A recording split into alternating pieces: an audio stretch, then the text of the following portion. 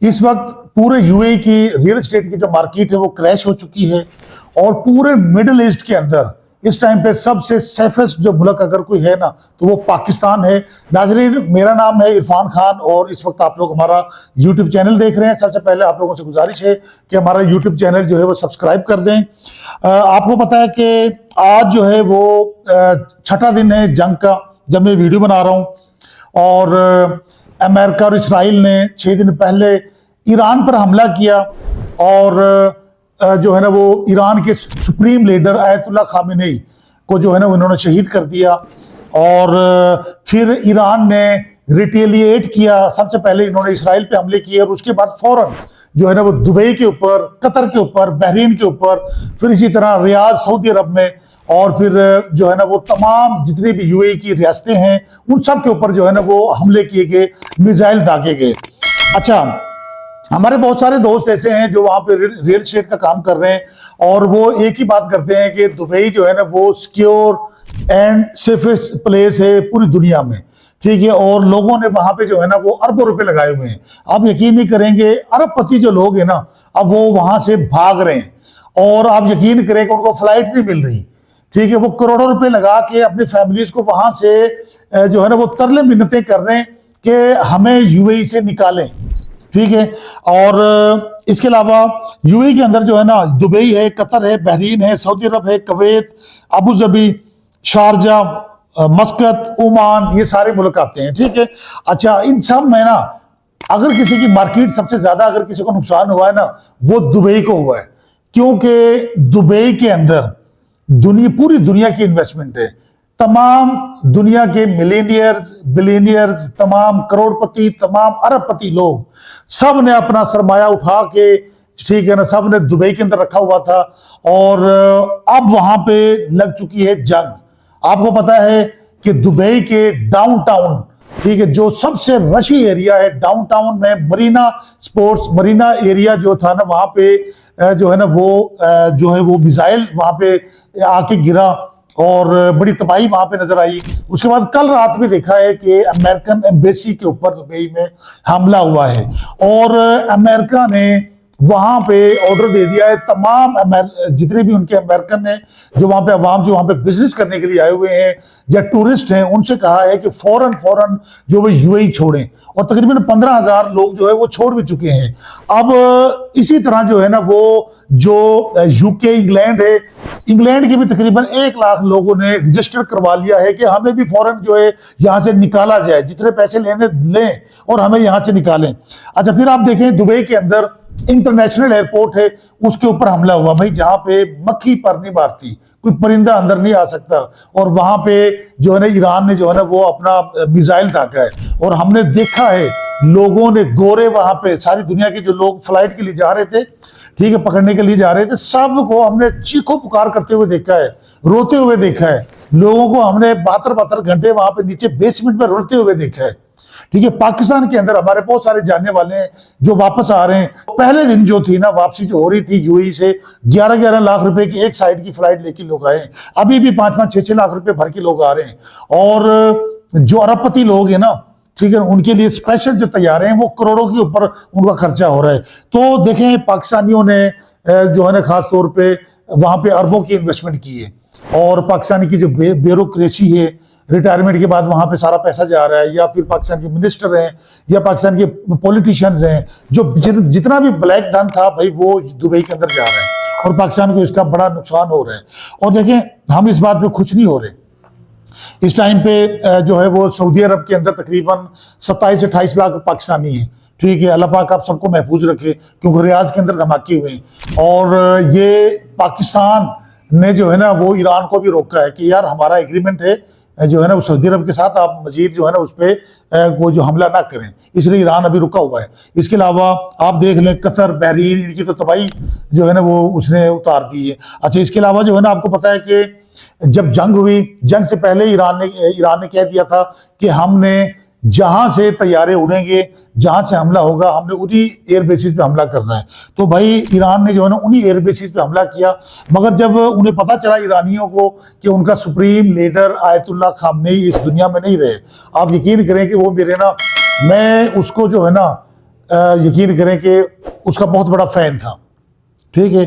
और उनकी शहादत में मुझे बहुत दुख हुआ। मैं सुन्नी हूँ, ठीक है, वो अहले तशी हैं, मगर मैं उनको इस वक्त का पूरे उम्मत मुसलमा का सबसे बड़ा अजीम लीडर मानता हूं। और ये पूरी उम्मत मुसलमा का बहुत बड़ा नुकसान हुआ है उनकी शहादत का। सिर्फ एक ही लीडर था दुनिया में 56-57 मुल्कों में से जो अकड़ता था यहूद और नसारा के सामने, जो जुल्म के खिलाफ बोलता था, जो फलस्तीन के लिए बोलता था। फलस्तीन के लिए उसने जो है कितनी बार अटैक किया इसराइल के ऊपर, उसने इतना अटैक किया है, ठीक है। और आपने पिछली जंग में 4-5-6 माह पहले भी देखा था, ठीक है, कितना सख्त तरीन उसका रिटेलिएट था।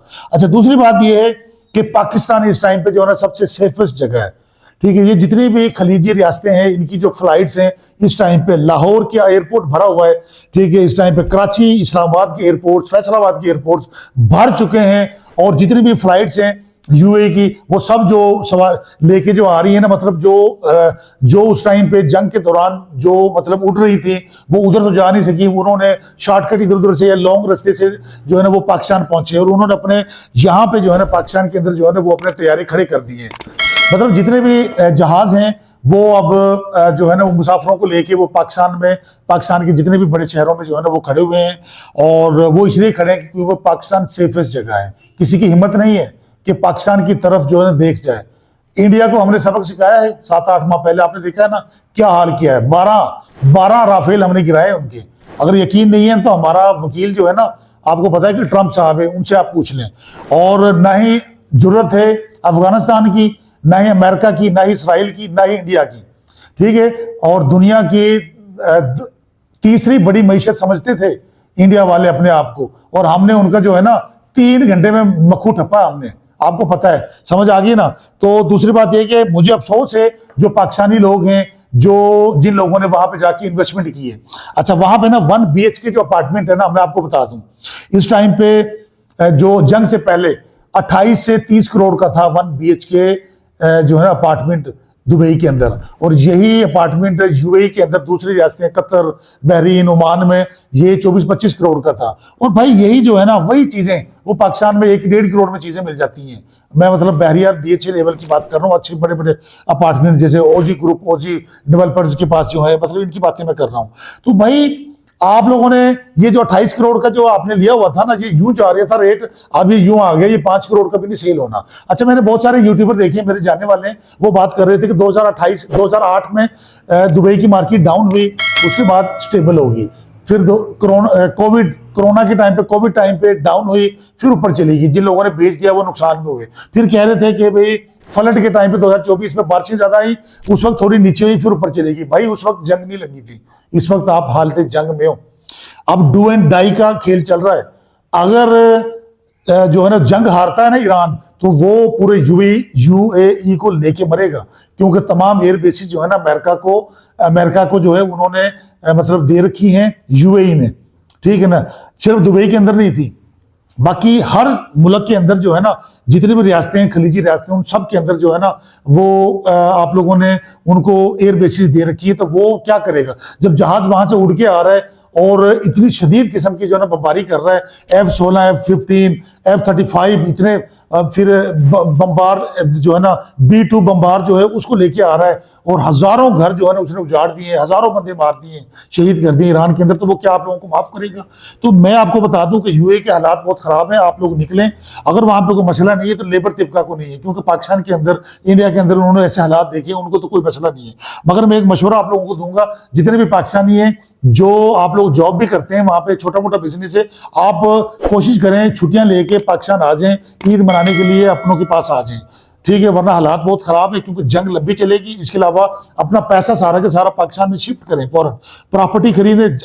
ये आज से तहिया कर लें कि प्रॉपर्टी खरीदनी है ना, प्रॉपर्टी बनानी है पाकिस्तान में, बनानी है अपने मुल्क में, बनानी है अपने मुल्क के अंदर। आप प्रॉपर्टी खरीदें, ऑन ग्राउंड चीजें खरीदें, घर खरीदें, फ्लैट खरीदें, जमीनें खरीद लें, गांव में जाके खरीद लें भाई, उससे वो अच्छा है। 28 करोड़ का अपार्टमेंट अब 5 करोड़ का भी नहीं बिकेगा, ठीक है ना। और ये जब भी जंग होगी ना, और एक और चीज मैं आपको बता दूं, यूएई पूरा का पूरा बहुत बुरी तरह एक्सपोज हो चुका है। उसकी वजह यह है कि उनको रिटेलिएट करते ही नहीं है, ठीक है, इतने डरते हैं। इससे पहले इसराइल ने किया था, आज से 3 माह पहले कोई रिटेलिएट किया उन्होंने? कतर ने कोई किया? सऊदी अरब ने किया? बाकी पाकिस्तान के पास आए, पाकिस्तान से मुआहदा कर लिया, बाकी जाते हैं अमेरिका से जाके कर लेते हैं। कतर ने और ये सऊदी अरब ने जो है वो 3200-3300 अरब डॉलर का मुआहदा कर लिया। पाकिस्तान का जो टोटल कर्जा 130 या 132 अरब डॉलर का है। आप चेक करेंगे, उन्होंने जहाज गिफ्ट कर दिए मिलियंस डॉलर्स के। ठीक है, तो बात यह है कि भाई वो तो उनकी झोली में बैठे हुए हैं, उन्होंने जुल्म करवाया है। जब फलस्तीन को तबाह किया गया, वहां पे 1.5 लाख फलस्तीनियों को शहीद किया गया, ये नहीं बोले, ये उनके साथ बिजनेस कर रहे थे अमेरिका के साथ, ट्रंप के साथ। तो फिर ये अल्लाह का अजाब है, ये आपके ऊपर अल्लाह का अजाब आया है।